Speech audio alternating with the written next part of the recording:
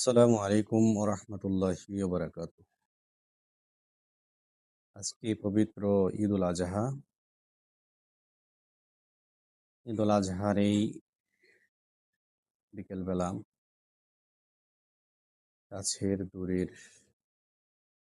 আত্মীয় স্বজন বন্ধু বান্ধব পরিচিত ও অপরিচিত গোটা বিশ্বের সমস্ত মুসলিম উম্মার সদস্যদেরকে জানাই পবিত্র ঈদুল আজহা শুভেচ্ছা। ঈদ মোবারক।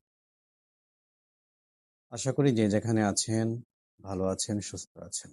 যারা ভালো নেই, আল্লাহ রাব্বুল আলামিন আপনাদের ভালো করুন এবং এই ঈদ আমাদের জন্য ত্যাগের মহিমায় আমাদেরকে উদ্ভাসিত করে আমাদেরকে ইসলামের জন্য নিবেদিত প্রাণ কর্মী হিসেবে কবুল আর মঞ্জুর করুক।